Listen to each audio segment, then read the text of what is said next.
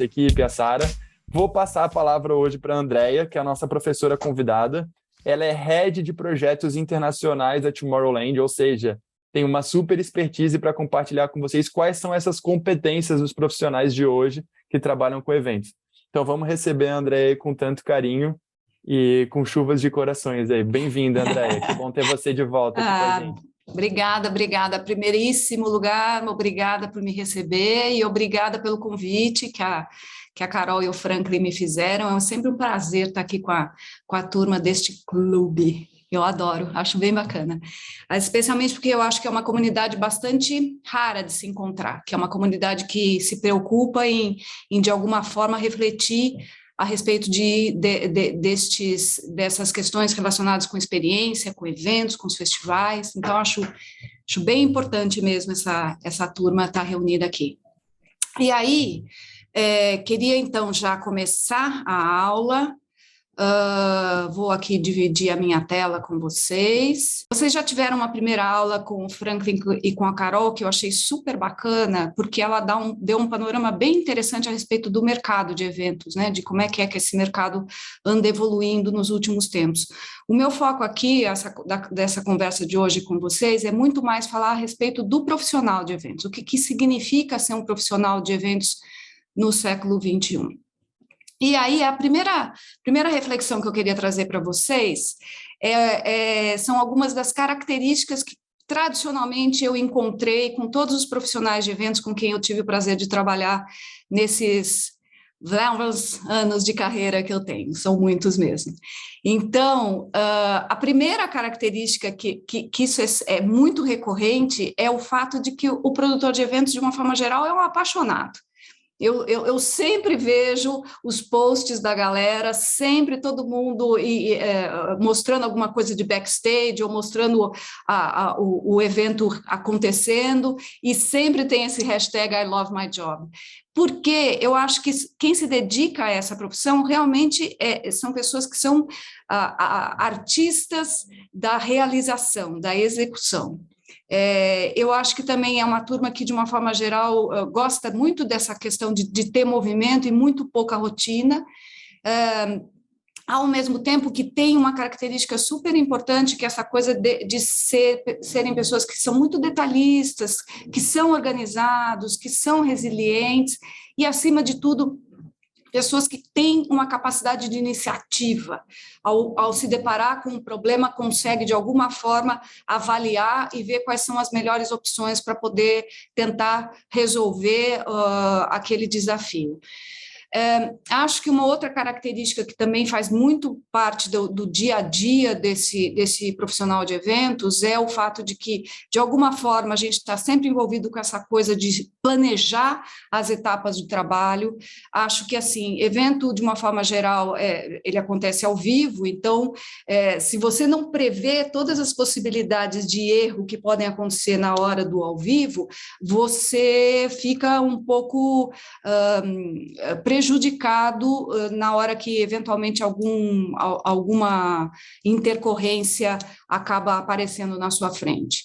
Acho que também o profissional de eventos, de uma forma geral, tem essa capacidade de se relacionar com áreas diferentes, com pessoas que venham de áreas diferentes, e, acima de tudo, também tem essa capacidade que tem que ser inerente a todos nós, que é capacidade de negociação, né? Da gente conseguir negociar, e eu não estou falando só exatamente de dinheiro, mas eu estou falando de negociação das melhores possibilidades que um projeto possa ter para ser desenvolvido. Acho que um profissional de eventos clássico é aquele que não tem medo de horas e horas de montagem, de ficar dentro de um pavilhão, de ficar dentro de uma arena, de ficar dentro de um galpão, de ficar ao ar livre, se envolvendo com todo esse processo de montagem e mesmo durante a operação do evento, que muitas vezes são horas e horas de projeto, a pessoa tem que ter aquela capacidade de permanecer firme ali com todas as intercorrências que acabam surgindo. Muitas vezes as pessoas me perguntam como é que você aguenta. eu acho que é isso, assim, a gente tem esse bichinho a gente gosta desse movimento, a gente gosta dessa situação de estar o tempo todo sendo desafiado. E mais uma coisa mais filosófica que também sempre me foi muito forte, foi sempre muito forte na minha percepção, é que a gente sempre é muito atraído pela possibilidade de pegar uma ideia e transformar essa ideia em realidade. Então, quando a gente começa a esboçar um projeto e a gente começa a desenhar como é que ele pode ser, e meses, às vezes um ano depois, quando o projeto, boom, se transformou em realidade, para mim sempre foi um prazer olhar aquilo tudo e falar, nossa, e pensar que isso tudo aqui começou com um rabisco de papel. Então, essa sensação de realização, eu acho que é uma coisa muito, muito importante para quem trabalha na área. Agora, isso tudo que eu contei para vocês até agora, de uma forma geral, é justamente um checklist de tudo aquilo que é inerente ao profissional de eventos clássico, como eu chamo, né? Só que acho que a gente também tem que levar em consideração que muita coisa aconteceu, especialmente nos últimos 20, 25 anos nessa área. Acho que, especialmente a partir dos anos 2000, a gente começou a ser impactado por um tipo de ambiente que realmente trouxe uma possibilidade inteiramente nova para as nossas vidas em termos de conexão. Acho que as conexões entre as pessoas mudaram muito, a conexão entre as pessoas e seus negócios também mudaram, e as ferramentas que a gente utilizava para poder produzir um projeto há 20 anos atrás, elas foram mudando de forma muito significativa. E a mudança das ferramentas, ela não significa só a mudança do aparelhinho que você vai mexer quando você está trabalhando com um projeto. É também uma mudança na mentalidade, na forma como você se aproxima desse projeto. Então, acho que só para citar alguns exemplos que são meio característicos, a gente foi justamente assistindo de camarote essa substituição de tecnologias e que, de uma certa forma, por exemplo, eu comecei a trabalhar com um aparelho chamado fax, que eu não sei quantas pessoas aqui conhecem, mas é um aparelho que existia antigamente, ele funcionava. Só que do fax a gente evoluiu e foi para uma outra ferramenta chamada e-mail. Então, a gente transmitia informações já não mais a respeito, através daquela maquininha do fax, mas através de e-mails. A gente deixou de fazer pesquisa só local, com quem a gente estava acostumado a trabalhar, mas a gente ampliou o nosso universo de comunicação e conseguiu atingir pessoas ou fornecedores em regiões muito distantes daquelas que a gente estava acostumado. E, ao mesmo tempo, também, a gente teve que se acostumar a ter um tipo de conexão que não era só a conexão presencial, né? A gente começou a ter um tipo de conexão que era uma conexão digital com as pessoas. E isso acaba mudando um pouquinho o jeito como o nosso cérebro acaba funcionando. Eu acho que é importante que todas essas novas ferramentas, esse novo ambiente, ele traz realmente uma necessidade de adaptação de todos nós, né? A gente acaba tendo que administrar e desenvolver um tipo de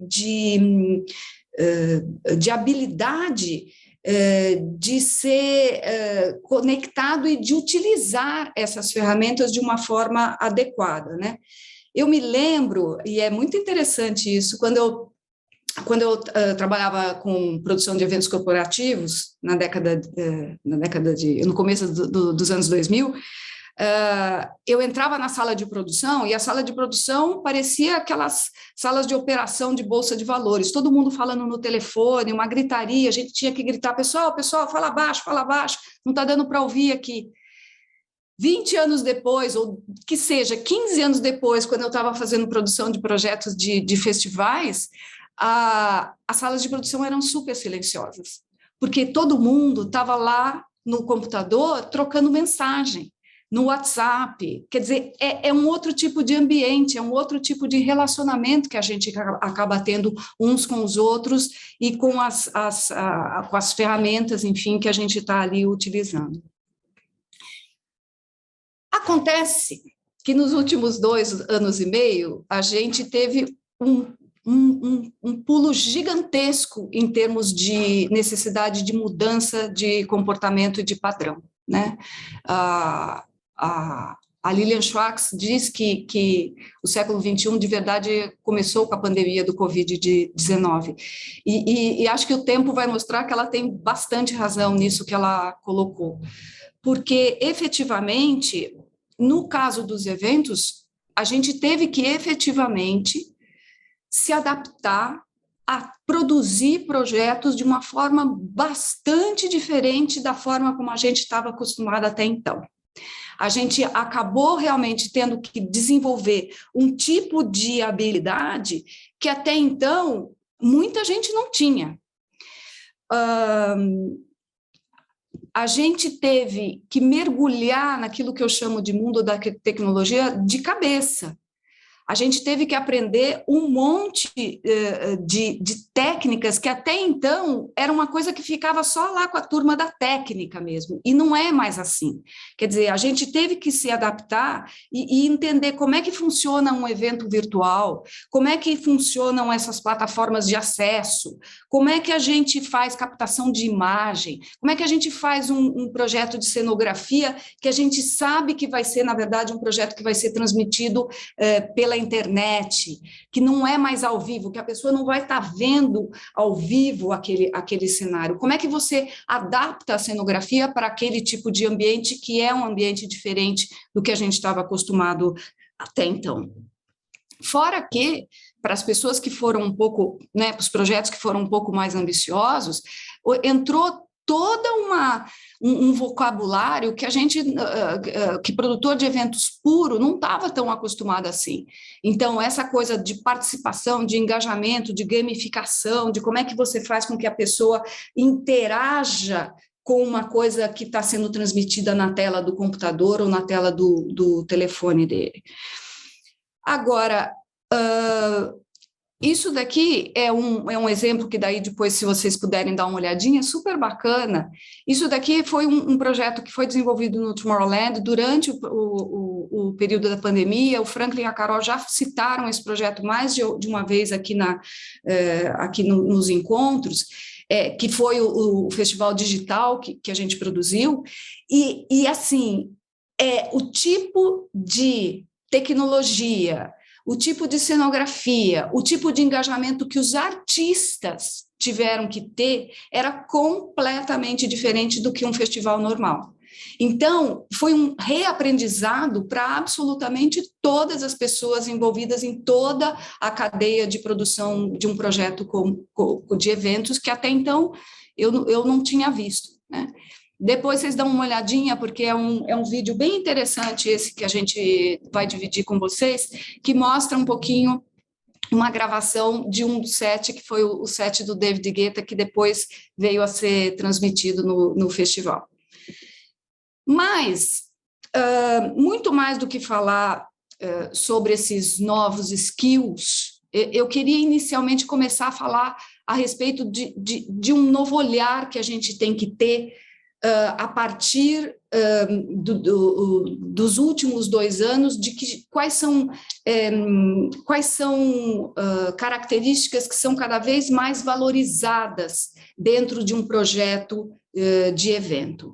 E aí, na verdade, a gente tem bastante coisa que a gente poderia conversar, mas eu trouxe para vocês aqui 2 aspectos que eu queria discutir um pouquinho mais com detalhe, que é a questão do evento ter deixado de ser uma plataforma singular para passar a ser um evento singular, para passar a ser parte de uma plataforma. E uma outra questão que é muito presente em diversas discussões que eu tenho participado é justamente a questão da plateia fazer parte do processo de criação de um projeto.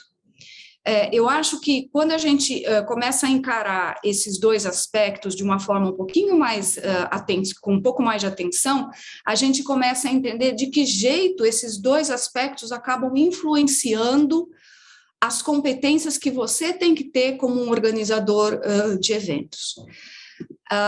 Vamos falar primeiro a respeito dessa questão relacionada com o fato do evento ter que se transformar não só num acontecimento singular, mas fazer parte de uma plataforma. O que acontece é que, de uma forma geral, todas as empresas, as marcas, os festivais, eles entendem que, na verdade, o evento que eles estão produzindo é parte de uma grande estratégia de negócio. E, sendo assim, o evento vai ter que fazer parte de um processo de comunicação permanente com o público a que ele se destina. Então, a ideia é que o evento seja, sim, um fato gerador de conteúdo, mas que também seja um dos elementos que, de alguma forma, vai percorrer a jornada do seu público, né, do seu fã, ao longo do ano todo. A gente entende que, assim, não basta mais fazer o evento para que ele fique contido dentro daquelas quatro paredes ou daquele ambiente para o qual ele foi criado. Ele tem que se expandir para fora da área da sua realização. E também, ele não está somente destinado às pessoas que estão ali presenciais. Ele tem que estar também acessível e acessável através de diversas formas para pessoas que estejam em outros lugares. Então, eu trouxe aqui para vocês um exemplo, só para tangibilizar um pouquinho essas ideias, que foi um projeto que foi desenvolvido pelo Tomorrowland para a Pepsi em 2019. É um projeto que justamente mostra como que essa questão de você trazer para o presencial e para o digital e fazer com que esta comunicação aconteça o tempo todo, ao longo de todo o ano, é uma forma bastante interessante de você se manter conectado com o seu público. O projeto era o seguinte, na verdade, a ideia inicial é bastante simples, era um concurso para identificar, para selecionar DJs que pudessem ser selecionados como DJs revelação no Tomorrowland. Nós começamos, na verdade, essa jornada em março, quando foi feito o anúncio, e o anúncio foi feito digitalmente. Então, através de uma série de canais, né, em plataformas de mídia social, ou no website da Pepsi, ou no website do Tomorrowland, o concurso foi lançado. E era uma plataforma na qual as pessoas podiam fazer um upload dos seus materiais, dos seus conteúdos, e estes materiais iam sofrer um processo de seleção prévia, na qual, no final de abril, dia 22 a 25 de abril, essas centenas de projetos, elas foram julgados e foram selecionados 10 pessoas para irem para Ibiza. Então, você sai do digital e vai para o presencial. Então, a turma foi toda para Ibiza, e aí essas pessoas que estavam em Ibiza, elas passaram alguns dias lá fazendo um treinamento, tendo alguns inputs de técnicas e de melhores formas de poder desenvolver o trabalho deles. No dia no dia de 8 a 10 de maio foi quando houve todo esse processo em Ibiza, e aí houve a seleção de 3 pessoas. Então, 3 pessoas foram selecionadas. Essas 3 pessoas, elas foram selecionadas tanto pelo júri que estava presente em Ibiza, como digitalmente, através da plataforma na qual pessoas do mundo todo puderam também votar quem seria a melhor, o indicado. E o indicado, a pessoa que foi selecionada, acabou indo para o Tomorrowland na Bélgica em julho e tocou no main stage do Tomorrowland. Então, aqui é um exemplo que eu acho fantástico de como você entra e sai do digital o tempo todo, você traz para a participação pessoas que não estão presentes ali no evento que está acontecendo diretamente e continua com a conversa, com a comunicação e com o diálogo com o seu público através de uma série de ações que perduram quase que o ano todo. Eu acho esse exemplo um exemplo super interessante e acho que, na verdade, é mais ou menos isso que eu quero dizer quando eu falo que é importante que a gente mantenha um espírito aberto para entender que, no momento, produzir um projeto de evento não é mais simplesmente pensar no que você vai montar e no palco que você vai montar. Hoje em dia, você pensar um projeto de evento é você pensar em todas as formas com que ele pode ser expandido para fora dos muros onde ele vai se realizar. O segundo ponto que eu queria trazer para vocês aqui é essa questão do participante como co-criador. É quase intuitivo a gente dizer que, efetivamente, o tipo de relacionamento que hoje as marcas e os projetos têm com o seu público é um relacionamento visceral. Então, o que acontece? O público que é fã de um determinado evento, que é um fã de um determinado festival, que é o fã de uma determinada marca, ele participa ativamente de todas as ações que aquela marca, que aquele evento, que aquele festival faz. Então, é tolice de quem produz evento não prestar atenção naquilo que as pessoas, que são o seu público, está lhe dizendo. Tem que haver, na verdade, uma disciplina muito forte no sentido de estar realmente voltado e prestando atenção no feedback que está sendo dado, porque esse feedback, ele constrói e retroalimenta a criação dos novos passos e da jornada que aquele projeto vai ter. Para isso, a gente tem que, obviamente, ter capacidade de observar e ter capacidade de fazer uma análise do que é, de como que é que as pessoas estão se comportando e estão refletindo aquele projeto que você está desenvolvendo. Acho que aqui eu trouxe uma foto do Burning Man. O Burning Man é classicamente o projeto que leva essa questão da participação às últimas consequências, né? O projeto, efetivamente, ele não existe se o visitante não participar.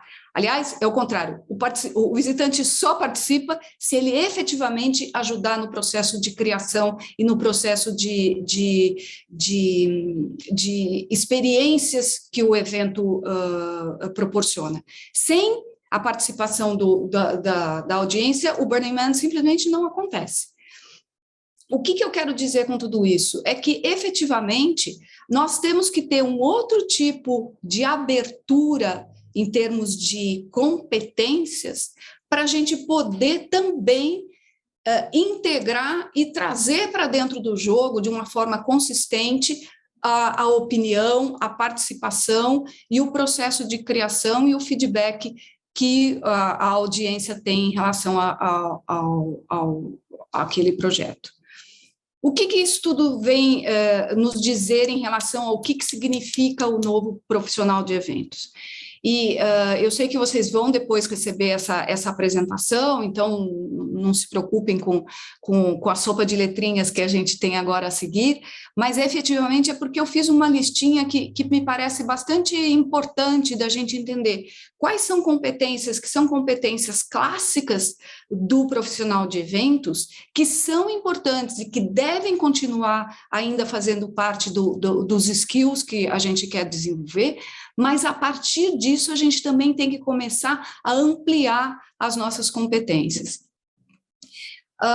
O primeiro ponto que eu quero falar aqui é o seguinte: para quem eventualmente se sentir não exatamente alinhado com muitas das coisas que eu vou falar aqui, é simples, é só buscar o conhecimento e se aprimorar. É assim, não tem segredo, ninguém nasce sabendo, a gente tem que passar por um processo de aprendizado constante na vida, então o bacana é justamente você abrir o seu coração e a sua mente para justamente poder ir atrás dessas novas competências que você eventualmente acha que ainda não domina, né? A primeira coisa que eu queria falar com vocês, então, é justamente quais são competências do organizador de eventos clássico, né? O cara, ele tem que ter um conhecimento avançado de aspectos técnicos e operacionais dos eventos. Ele tem que saber como é que faz o desenvolvimento e montagem de estruturas, de decoração, de equipamentos técnicos, toda uma questão de logística, de mobilidade, de acessos. Como é que significa as questões de serviço de operação, de segurança, que significa uma montagem de um palco, uma montagem de um roteiro para que o palco possa funcionar de forma adequada, enfim, aquela listinha bem básica mesmo dos itens que compõem um evento classicamente. De uma forma geral, eu sempre falo que, assim, não tem jeito de você ser um bom produtor de eventos se você não for uma pessoa extremamente detalhista, extremamente organizado em termos de plano operacional. O que prevê, o que você tem na sua frente. Então, é timeline, é cronograma, são os pontos focais, são observações de risco que a gente tem, quais são as possibilidades, o que você tem de chance de dar errado, é você fazer um scanner de todo o projeto para ver onde é que você pode estar sofrendo qualquer tipo de risco de ter problemas, né? Não tem muito jeito, gente. O organizador de eventos tem que saber lidar com orçamento, tem que saber lidar com número, tem que saber lidar com P&L, com budget, tem que saber lidar com experiência em negociação, tem que ter uma experiência de supervisão de grandes equipes, porque, no fundo, na hora que a coisa começa, você está submetido a estar no meio de um ambiente no qual você tem diversas pessoas trabalhando junto com você e muitos fornecedores que, por sua vez, também têm muitas equipes trabalhando, né? E aí, o básico, isso aí eu sempre coloco nos meus descritivos, que é a pessoa tem que saber trabalhar no Office, no CAD, no Adobe. Isso é básico. Beleza. Somado a isso tudo, nós temos que começar a pensar agora o que é que um organizador de eventos tem que ter considerando esses novos desafios. Então, é super importante que a gente abra a nossa cabeça e comece a realmente entender o que são campanhas online, como é que essas campanhas online se relacionam com o mundo offline, o que significa o mundo das relações públicas, dos influencers, o que está atrás do mundo do entretenimento, quem é quem no mundo do entretenimento, o que importa hoje em dia para o público que você está trabalhando. Como é que funciona o mundo dos games, né? O mundo dos games ele está num universo paralelo e a gente tem que entrar nesse universo para poder justamente conseguir obter alguns insights, porque eu acho que este é um mundo que para nós é super importante da gente estar atuando o tempo todo. Ao mesmo tempo, como é que funciona o mercado das marcas? Como é que as grandes marcas se relacionam? O que são as grandes campanhas que as marcas que são ponta de lança no mercado internacional, o que elas estão fazendo? Como elas se posicionam? Quais tipos de aspectos elas valorizam quando elas estão desenvolvendo as suas campanhas? O gestor de projetos é um cara que também tem que ser criativo. Assim, a gente não pode mais se dar o luxo de ser só operacional. A gente tem que realmente pensar do ponto de vista da criatividade, de que forma a gente consegue desenvolver um plano que possa estar ativo além do evento. A gente tem que ter não somente essa capacidade que eu estava citando de saber fazer um orçamento, de fazer um budget, de fazer uma planilha, mas a gente tem que ter uma visão de negócios, uma capacidade analítica. A gente tem que ter uma coisa que eu sempre falo para todo mundo que trabalha comigo: você tem que ser um empreendedor, você tem que pensar como se o negócio fosse seu, e a partir disso você vai e começa a desenvolver um projeto próprio. Aqui, quando a gente fala de ampliar a experiência, é porque justamente a turma que é uma turma que está mais ligada a design, a campanhas, a marketing, tem eventualmente um tipo de vocabulário, inclusive, bastante diferente de pessoas que são produtores clássicos e operacionais de eventos. Então, a gente tem que saber lidar e tem que saber o vocabulário dessas outras turmas. A turma dos artistas, o pessoal de marketing, como é que eles atuam e quais são as coisas que eles valorizam, para você também não ser um peixe fora d'água.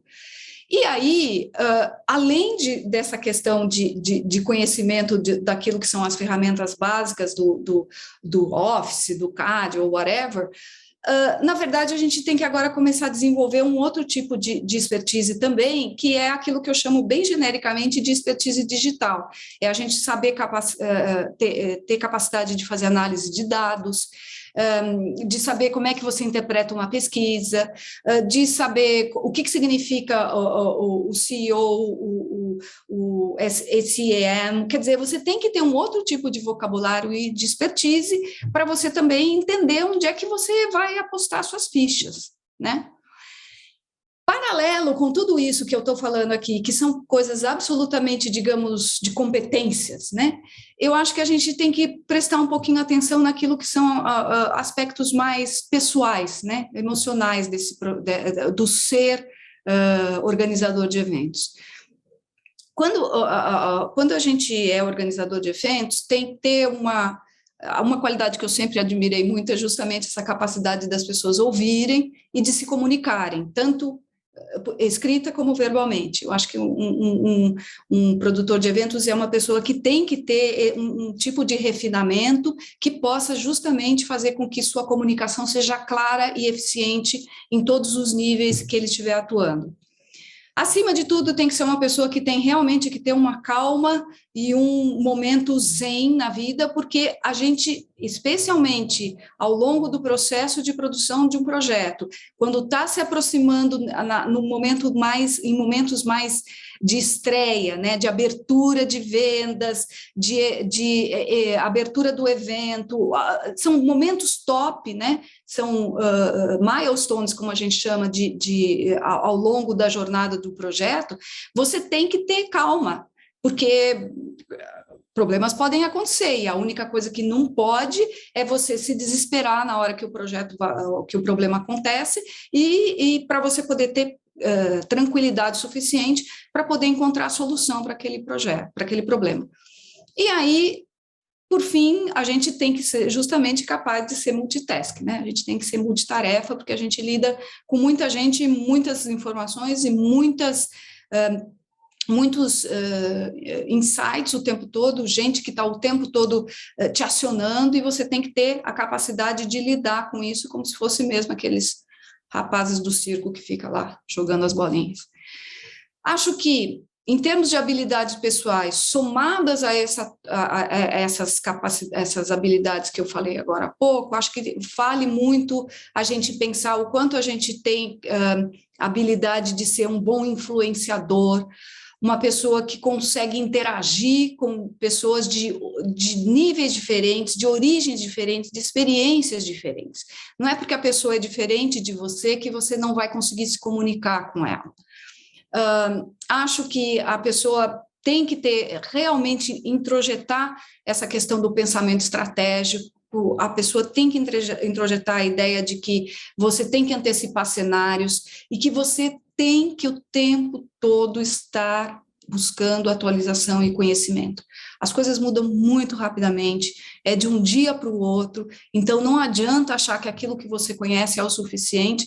Já conto a história para vocês, o fim do filme é esse, não é, tá? O fim do filme você tem que o tempo todo estar se reciclando. E, por fim, essa que eu acho que é uma habilidade genial que a gente tem que conseguir desenvolver, que é essa nossa capacidade de fazer trabalho colaborativo, com ambientes diferentes, com indústrias diferentes, na qual a gente consiga trocar ideia e trocar informação e trocar conhecimento sempre que for necessário, porque é através desse bate-bola, desse feedback, é que as coisas vão ficando cada vez melhores. Eu falei bastante, não sei nem quanto tempo já estou falando aqui, Rodrigo, mas é assim. Eu queria terminar o meu discurso, antes da gente começar o nosso bate-papo aqui, dando algumas dicas de algumas coisas que me ocorreram que podem ser úteis para as pessoas que queiram dar uma aperfeiçoada aí nas suas habilidades, nas suas competências. O LinkedIn tem uma linha lá no LinkedIn chamado Learning, e eles oferecem um monte de tipos de cursos. Às vezes são vídeos curtinhos, de 10 minutos, às vezes são sessões de 4 ou 5 vídeos diferentes. É a escolha do freguês, é só uma questão de entrar lá e tentar fuçar aquilo que te interessa, aquilo que você acha que pode ser útil para o aprimoramento dos seus conhecimentos. Um que eu já fiz mais de uma vez e que também tem várias opções, várias coisas interessantes, o último que eu fiz foi de Project Management, incrível, super bacana, que a Google promove. Essa é a plataforma de cursos do Google, que chama-se Coursera, e eles também têm um monte de coisa. É óbvio que, sendo do Google, tem muita coisa ali ligada à análise de dados, a como é que você consegue efetivamente entender e interpretar dados. É bem bacana também para quem quiser ir para essa área mais técnica, digamos assim. Por outro lado, acho que também é bacana, se vocês quiserem, sigam o Fernando. O Fernando é um cara que já trabalhou comigo há uns 15 anos atrás. Eu achei que ele começou como um produtor de eventos e ele foi evoluindo para a área de storytelling. Eu acho que ele dá uma série de insights nessa newsletter que ele distribui no e-mail. Acho que ele, de uma forma geral, ele fala coisas bem interessantes e bem atuais e que podem ajudar a promover esses insights e esses conhecimentos a respeito do que significa o storytelling, que está diretamente ligado com essa questão que eu estou dizendo aqui, que é a questão da jornada de um projeto. Esse daqui é um que eu sigo há anos também, é o Trendwatching. O Trendwatching é uma plataforma internacional e lá, gente, é uma coisa bem engraçada, porque tem tudo de tudo. Então, novos jeitos de fazer projetos, algum gadget novo que foi inventado, qual tipo de tópico está interessando mais o pessoal da China, qual foi uma descoberta nova ou um insight novo de uma campanha nova que rolou na Dinamarca. Então, eles falam um pouco de tudo. Eu acho bem interessante seguir os caras, porque, de alguma forma, também sempre são insights interessantes. E não sei se vocês já ouviram falar isso, mas no mundo nada se cria, tudo se transforma. Então, quando você está ali ligado no que está sendo feito no mundo, também pode servir de inspiração para você e para o seu projeto. O Franklin já citou aqui a Priya Parker. Acho que esse livro dela é super interessante, vale muito a pena como uma base para projetos que têm a ver com o que significa você fazer eventos e o que significa você ter esses projetos neste mundo mais contemporâneo. Outro que, na verdade, eu também achei bem interessante durante a minha pesquisa do MBA que eu estou desenvolvendo, esse pessoal publicou esse livro, que eu acho que é um primor em termos de reflexão exatamente sobre isso que nós estamos falando, de que forma que eventos e que os produtores que trabalham em eventos, eles têm que se transformar em criadores, em administradores de comunidades, e de que forma o live event, né, o evento ao vivo, passa por esse processo de transformação, que é um processo de diálogo constante com o mundo online digital. É bem interessante esse livro também. Outro, para quem tiver um pouquinho de curiosidade de como que significa o projeto do Burning Man, dá uma lida nesse livro, que é bem interessante também. O Burning Man como eu disse já para vocês, é um projeto fora da caixa, completamente. É um projeto que muita gente tenta, inclusive, copiar, por conta dessa história de levar às últimas consequências a questão da participação do público no processo criativo do projeto. Enfim, era um pouco isso que eu tinha para dividir com vocês. Espero que tenha sido minimamente bacana, enriquecedor e provocador. Agora, é com vocês.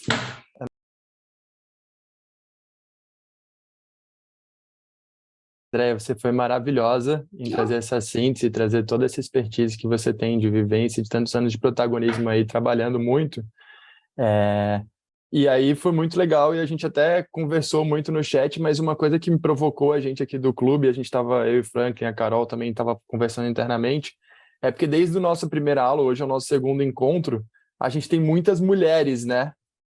Assistindo aqui a aula, tem a presença masculina aqui de vários do Zé, do Igor, o Rodrigo está aqui com a câmera aberta também, Felipe, enfim, tem outros profissionais, mas a gente tem majoritariamente as mulheres participando dos cursos. E aí, antes de abrir para as perguntas, eu queria te fazer esse questionamento, né? Eu quero deixar quem quiser vir aqui fazer a pergunta, levantar a mão, vir aqui questionar e conversar com a Andréia.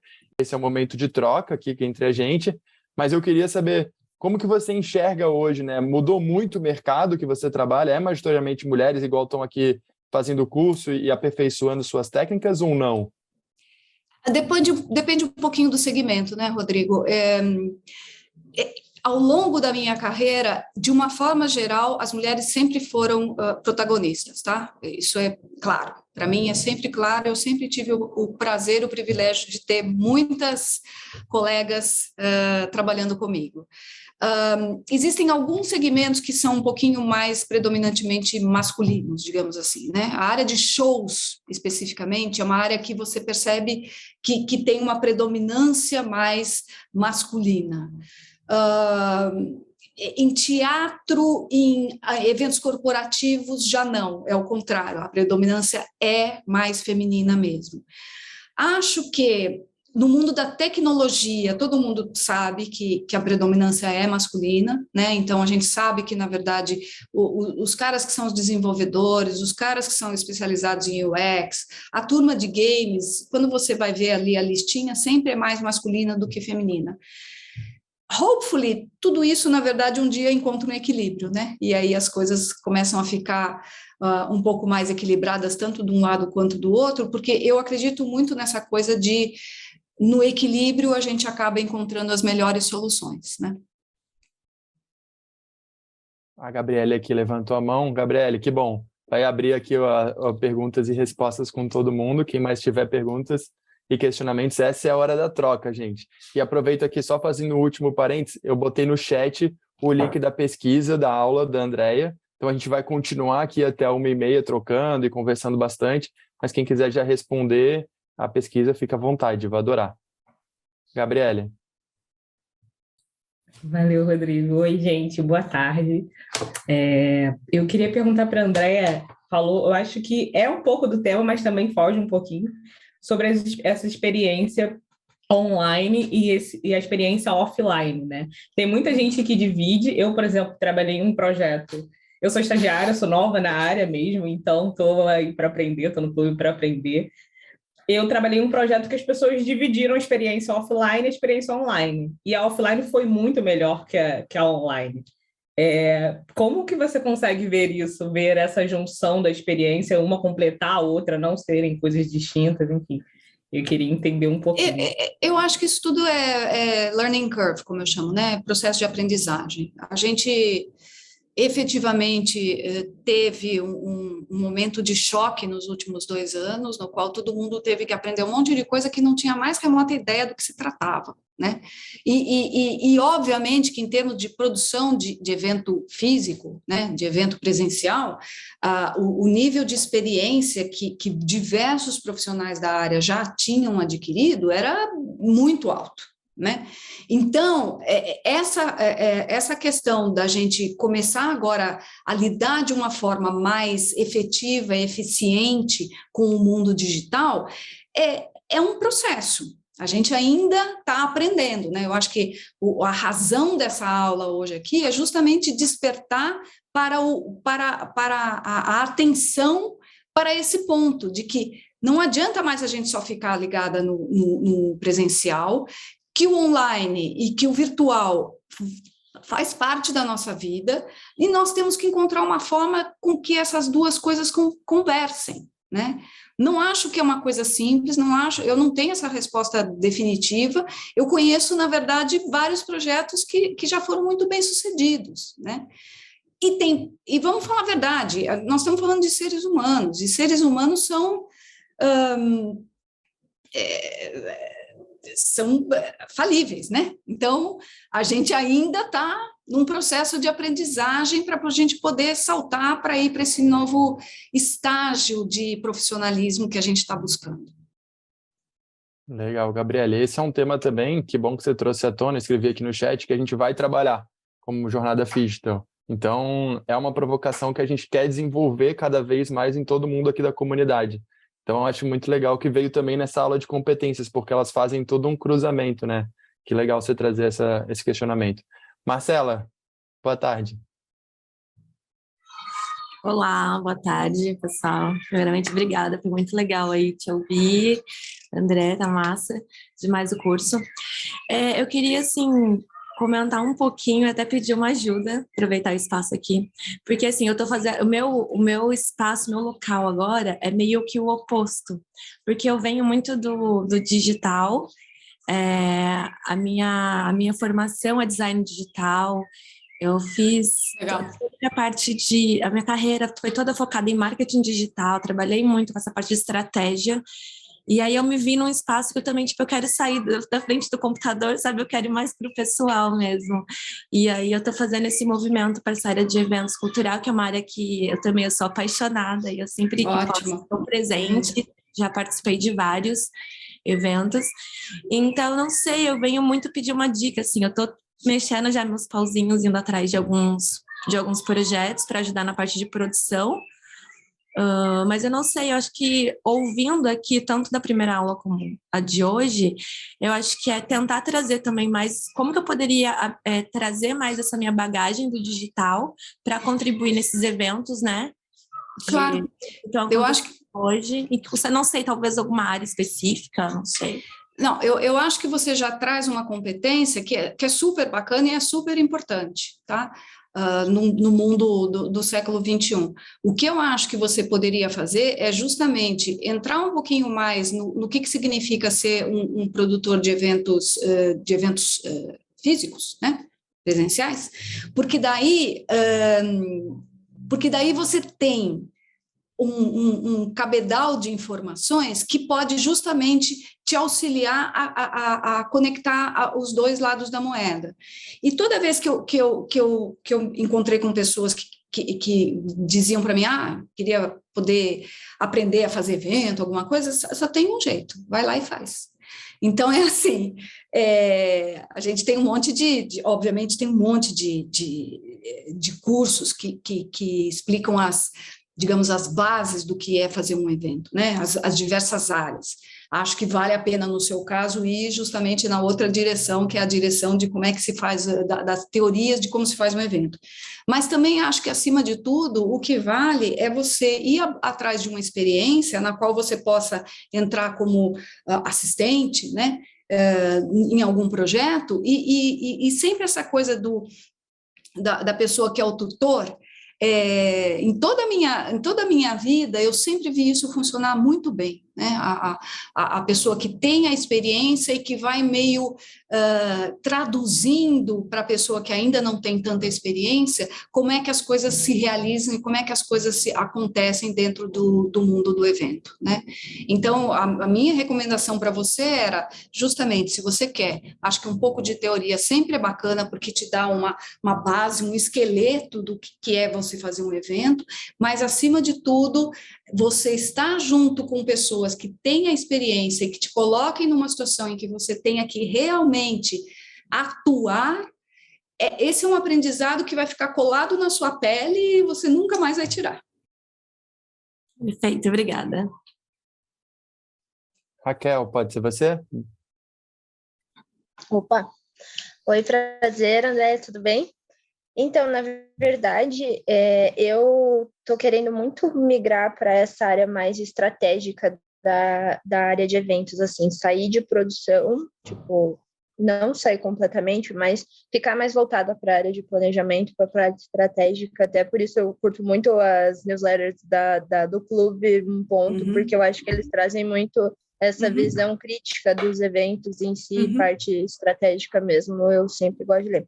E daí eu queria saber um pouco, tipo, sobre a sua visão, assim, para esse tipo de profissional que foca mais no planejamento e não menos na produção, mas, enfim, foca mais na parte de planejamento, tipo, como que é o espaço desse tipo de profissional até em grandes eventos, porque eu nunca trabalhei, tipo, num evento como um Rock in Rio, por exemplo, num Lola, num Tomorrowland, enfim, e como que é o papel desse profissional no dia a dia mesmo, que às vezes, tipo, em eventos menores, em ativações menores, eu tenho a minha impressão que muitos pulam essa parte até de planejamento por conta de prazo, por conta de correria.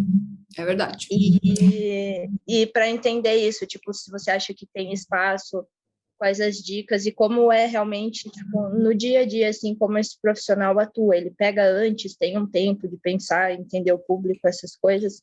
É mais essa visão no geral para esse profissional nesse mercado, assim, digamos. Tá.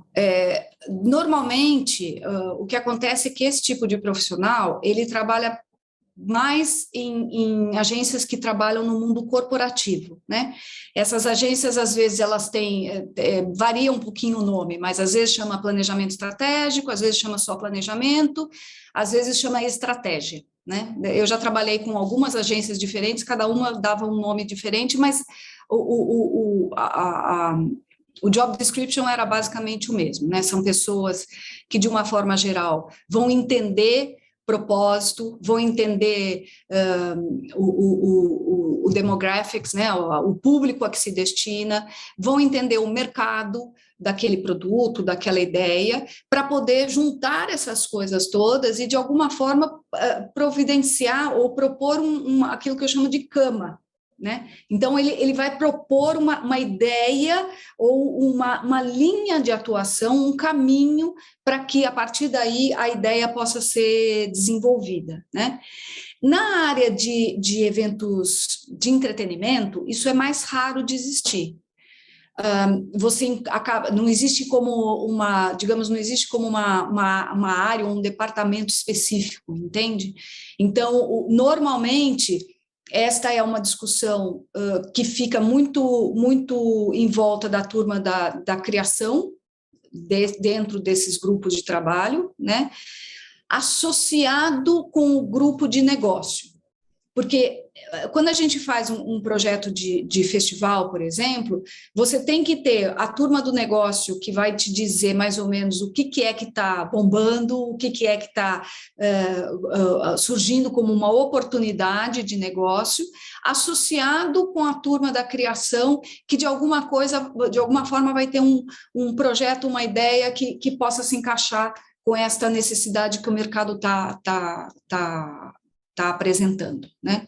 Então, é o que eu te falo, assim, em entretenimento, até hoje eu não encontrei nenhuma dessas grandes produtoras, dessas grandes promotoras que tenha este profissional com este job description encaixado dentro de uma área especificamente. Isso acaba ficando meio disperso em algumas pessoas-chave dentro do projeto. Agora, em eventos, em agências de eventos corporativos, não, isso é uma realidade. Uhum. Ah, Já perfeito. Obrigada, viu? Uhum. Igor, pode ser você? Claro. Primeiro, obrigado, Andréa, foi show a aula. Segundo, eu queria entrar um pouco nessa parte das habilidades, porque eu sou de eventos corporativos, trabalhei em agências, hoje eu presto serviço, né, como freela, mas eu vejo que as competências, eu posso estar falando coisa errada, mas eu vejo que é um perfil muito mais generalista do profissional de eventos do que especialista, porque a gente tem que saber um pouco sobre muitas coisas. E... Uhum. Não, continua, Não, perdão. E aí eu, por exemplo, organizei uma lista de cursos que eu quero fazer por áreas. Então, gestão e liderança, games, comunicação digital, porque eu sinto que eu preciso estar por dentro de tudo. E aí dá uma sensação de FOMO, uma ansiedade de querer saber sobre tudo. Calma. Aí eu queria entender como organizar Calma. essas pastinhas dentro da cabeça, sabe? Calma, respira fundo. É isso. Muitas respirações, medita, vai dar tudo certo.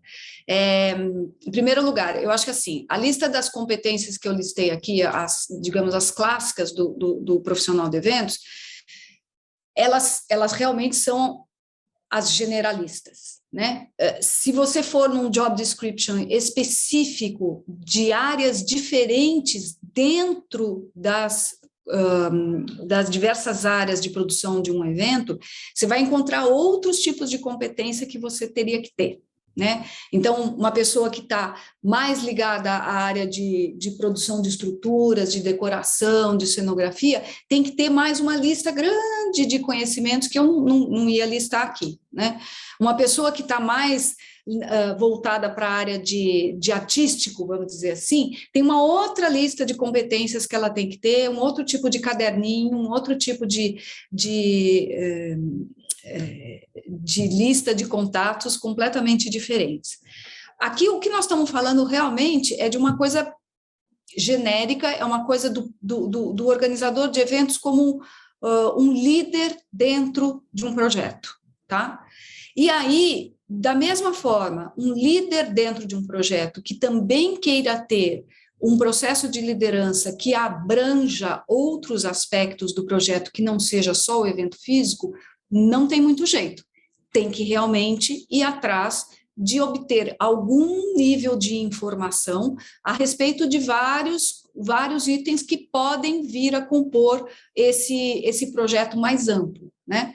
E aí, não tem muito jeito, é uma questão de tempo, e a gente tem uma capacidade de absorção que, felizmente, é bastante grande, né? O nosso cérebro acaba funcionando bem para essas coisas. Então, acho que se você se estabelecer ou se propor uma meta de ir atrás de determinados tipos de tópicos, através de determinados tipos de ferramentas, seja ela um curso, seja ela um encontro presencial, seja ela uma coisa, algum projeto, um curso online que você faça, se você se propuser a ter esse tipo de disciplina diariamente, semanalmente, o que quer que seja, aos poucos isso tudo vai entrando e uma coisa vai alimentando a outra e você vai acabando se fortalecendo como a gente se fortalece se a gente for todo dia na academia, entendeu?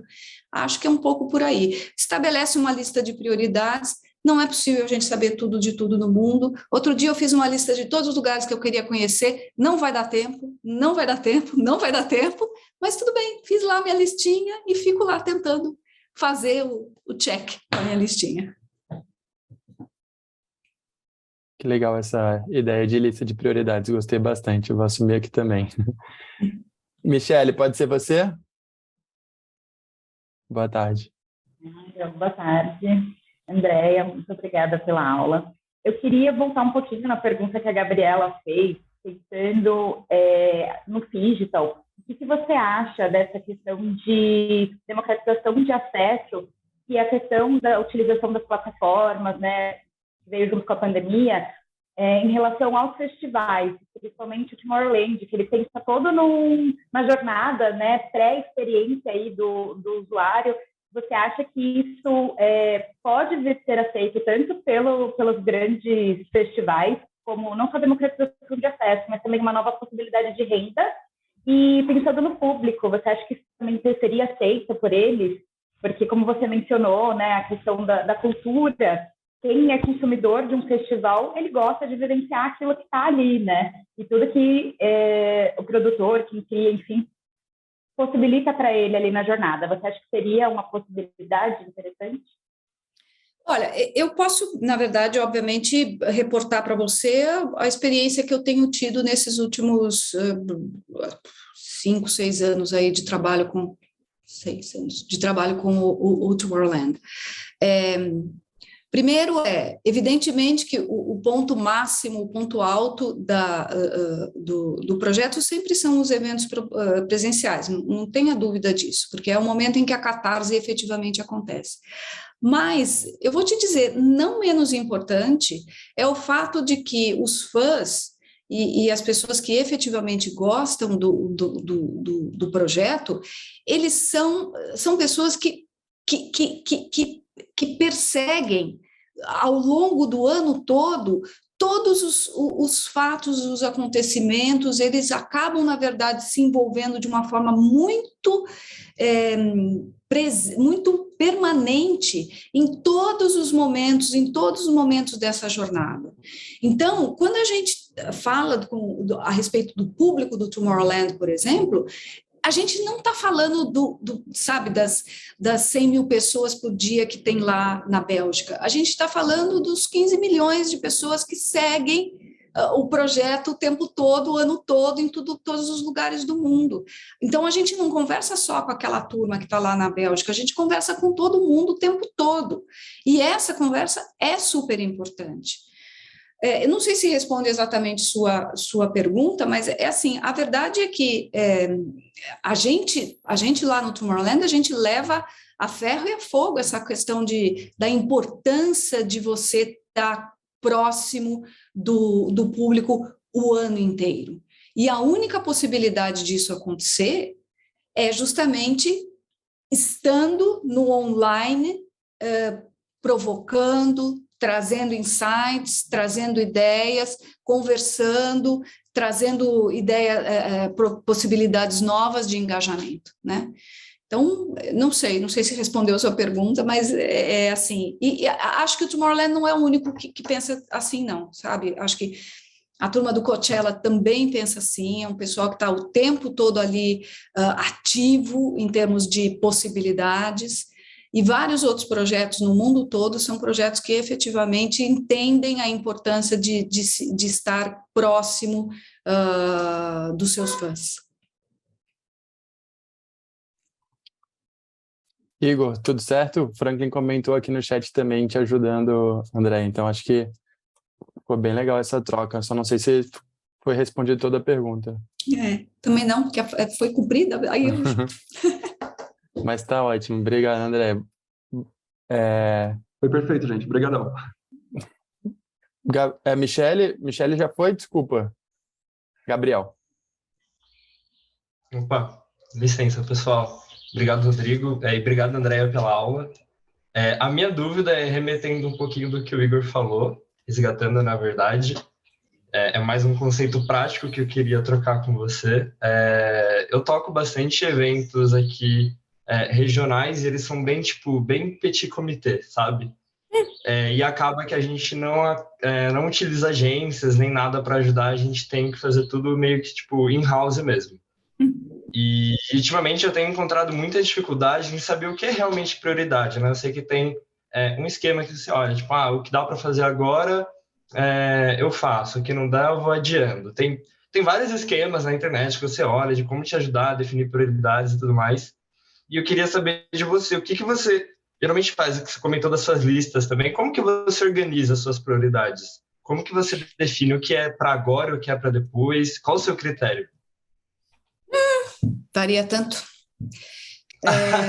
Nossa, varia muito. Isso é muito orgânico, né? Isso é uma coisa muito que depende, evidentemente,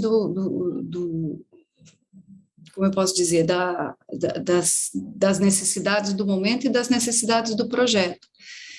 Como que eu posso te falar em termos de prioridade? Claro que tem uma coisa que eu sigo, que chama-se timeline, que se chama cronograma, né? E essa história do cronograma é uma coisa que eu faço, gente, quando eu começo o projeto. Então, eu monto um cronograma e eu gasto um tempo durante, sei lá, 1, 2, 3 dias, eu gasto um tempo pensando como é que as coisas devem, qual é a sequência lógica com que as coisas têm que acontecer. E sempre partindo desse pressuposto, se eu quero que tal coisa esteja pronta tal dia, o que eu tenho que fazer, quais são os steps que eu tenho que tomar ao longo do tempo para que esta coisa esteja pronta tal dia, tal hora, em tal lugar. Né? Então, tem uma coisa que a gente sempre usa muito na vida de produtor, que é o tempos e movimentos, né? Assim, o que você precisa fazer? O que precisa estar pronto quando? E o que você precisa para que isso esteja pronto quando? O que você precisa fazer antes? Isso acaba te contando o que é prioridade. É a única forma que eu encontro para te responder, entendeu? Assim, a prioridade, ela vai aparecer para você na hora que você monta o seu plano de operação e o seu plano de trabalho. Tem uma coisa fundamental nessa história de project management, que é exatamente isso que eu estou falando para você. Você tem que gastar um tempo quando você se envolve num projeto. Você tem que gastar um tempo que pode ser um dia inteiro, que pode ser 2 dias, que pode ser 3 dias, dependendo, obviamente, do tamanho do projeto e de quanto tempo você tem para o projeto ser realizado. Você tem que parar para refletir. Você tem que parar para pensar. Você não pode sair fazendo. Você tem que parar, botar no computador e falar assim, espera aí, o que eu tenho que fazer e quando? E quem que eu tenho que acionar? Isso vai acabar te devolvendo exatamente o que vão ser as suas prioridades. Funciona para mim. Espero que funcione para você. Obrigado. Vou adotar. André, a Lourdes comentou aqui no chat uma coisa que também a gente aplica bastante, que é o cronograma reverso. E aí, Gabriel, acho que pode super funcionar para você também nas atividades. Show. Obrigado, gente. Estão salvando o estagiário. Gente, compartilhei aqui no chat o link da pesquisa para vocês responderem avaliando a aula da Andréia. É super importante para a gente ter uma opinião de vocês de quanto foi rica essa troca, o quanto vocês podem acrescentar no dia a dia de trabalho. Não leva 2 minutos. Como eu disse no comecinho da aula, aquela correria inicial, mas eu tive que passar os recados para vocês que entram um pouquinho depois. A gente vai encaminhar para vocês amanhã, os alunos novos receberem o Discord. Quais são vão receber por e-mail informações do Discord, como que vocês podem ter acesso a essa plataforma que a gente usa como gestão de comunidade, né? Então, ali que a gente troca as referências, interesses, outros conteúdos extras. No sábado, os alunos novos vão começar a receber o radar. É um filtro que a Sara faz com um cuidado, um carinho enorme, para que vocês recebam as informações mais importantes que aconteceram no Discord durante a semana. Então, ali tem oportunidades de emprego, vagas que foram compartilhadas no grupo do Telegram, já que tem muita gente aqui que está procurando outras oportunidades. Tem os links de interesse que mais foram comentados. Enfim, a gente tem ali bastante coisas que a gente acaba trocando bastante. Então, vai no e-mail de sábado. A nossa aula ainda tem mais alguns minutos, então quem tiver mais alguma pergunta aqui para a Andréia, o momento é esse. Eu peço a participação de vocês aqui para a gente continuar trocando nesses 15 minutinhos finais. Então a gente deixa aberto aqui o encontro. Quem quiser levantar a mão ou só abrir o microfone e trocar, a Andréia está super à disposição, né, Andréia? Já trouxe algum... Não, só vou agradecer, Andréia, mais uma vez pelo aulão, pela sua generosidade, profissionalismo, competência. A Andréia é a professora que a gente sempre chama e é a professora aplicada, tá, gente? Posso falar para vocês aqui dos bastidores que ela é aquela pessoa que pergunta 1000 coisas, manda o material com antecedência, quer saber o perfil da turma, quer saber o que pode botar, que não pode colocar no slide. Então, a gente sempre fica muito feliz. Assim, normalmente, na primeira semana, Carol e eu damos uma aula a cada. Nessa, a gente falou assim, não, a segunda já vai ser a Andréia, que eu sei que ela vai... Obrigado mesmo. Obrigada a vocês, meninos. Vocês são lindos. A Carol não pôde participar porque ela está em Juiz de Fora agora. Ela está literalmente na estrada. Beijão para ela. Beijão para ela. Tá bom. No chat a gente tem também bastante palminhas, corações, a galera reagindo aí, tudo que você entregou, André. Então, não é uma opinião apenas do Franklin, minha, como clube, né? A gente tem muita gente achando você maravilhosa, como a Rê colocou agora, então, muito obrigado. Obrigada, gente. E antes de abrir para as perguntas finais aqui, gente, quem quiser trocar ainda com a Andréia, vou fazer só um adendo. Na próxima segunda-feira, a gente tem uma aula muito de Acorda Pedrinho, né? Aquela para despertar, para quem, aproveitando essa referência aí maravilhosa dessa música, para ajudar a galera, quem é da comunidade, a começar a se organizar e interpretar os dados sobre suas audiências. Então, é uma provocação que a gente vai fazer muito de BI, de Data Analytics, e como transformar os eventos, como transformar os dados em experiências memoráveis. Então, é mais uma competência que, com certeza, a Andréia já trouxe ali nas habilidades, né? Que é falar sobre dados. Talvez você não precisa entender 100%, mas você ter uma interpretação inicial já é uma provocação, né, Andréia? Eu acho que é um tema importante que a gente tem que falar aqui, né?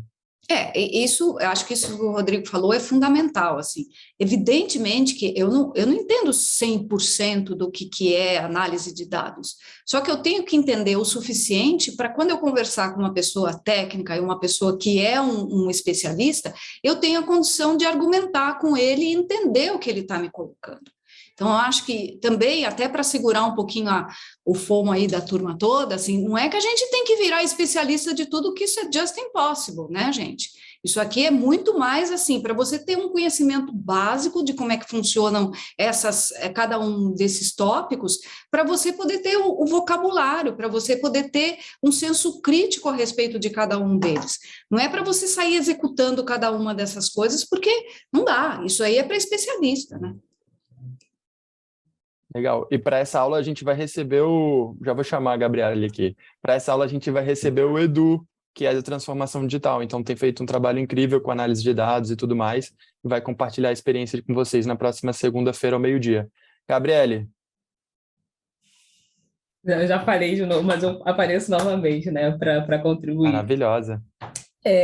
Andréia, eu acho que é uma pergunta meio de $1 milhão, né, que sempre rola.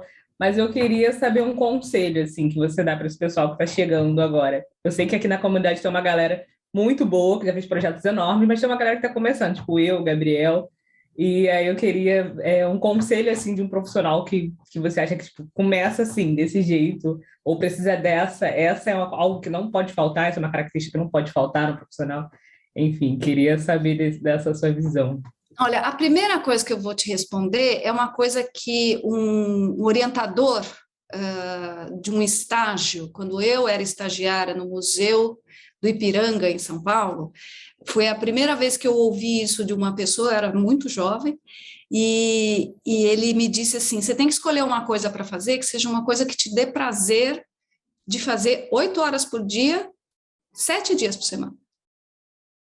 Porque se você não tiver prazer e vontade e com licença, o tesão de fazer, você não vai sair da cama. Então, o primeiro obstáculo você tem que encontrar o teu lugar, o lugar da alegria. E o lugar da alegria está justamente em você estar exercitando uma coisa que você se sinta confortável, feliz e, de alguma forma, que contribua para o seu... para a sua felicidade, para o seu crescimento pessoal. Aí, tecnicamente falando, vai aí depender muito do que é que este chamado, de que forma esse chamado vai bater no seu coraçãozinho. Então, assim, se você percebe que você é uma pessoa que está mais conectada com... Eu vou falar um exemplo qualquer aqui, tá? Com aspectos mais técnicos de um projeto de uma forma geral, procura se aprimorar nesses aspectos mais técnicos.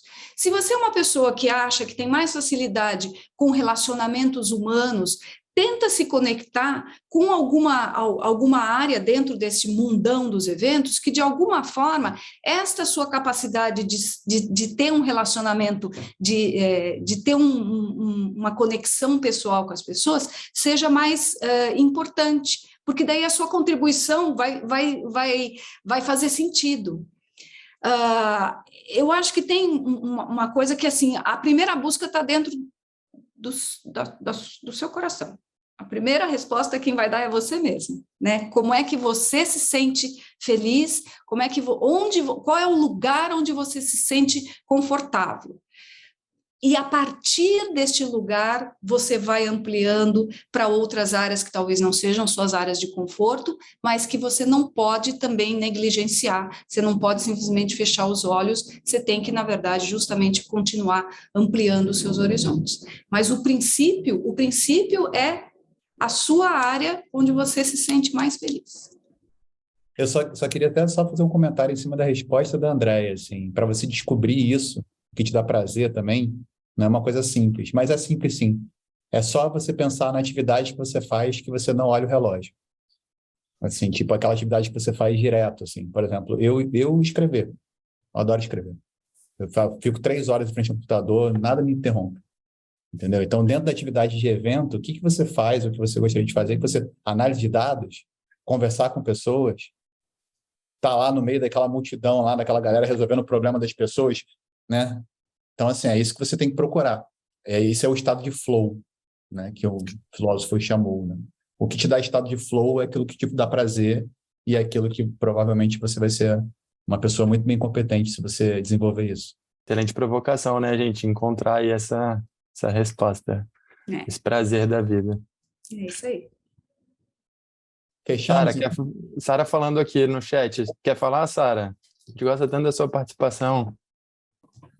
Não, gente, semana passada eu trabalhei no show do Iron Maiden, do Novo Amor, assim, não sentia mais minhas pernas, pensei que eu tava morrendo, mas assim, eu tava tão feliz, tava tão, tipo, me sentindo útil para aquelas pessoas, então assim, é isso. Vale a pena. Demais. A Sara fez um comentário no chat também que despertou nosso interesse aqui, curiosidade. André, você falou sobre o fax, né, que você ainda utilizava e tudo mais. A Sara disse que muitos parceiros asiáticos, eles ainda utilizam o fax para fazer a comunicação, para certificar algumas coisas. Então... É possível. Aqui em Portugal, vou dizer para vocês, tem muita gente que ainda usa o fax. Eu acho engraçado pra caramba, mas usa. Que demais, gente. Foi um bastidores dos bastidores aqui com a Andréia para a gente finalizar esse encontro de hoje. Pessoal, prazer estar aqui com vocês. Até a próxima.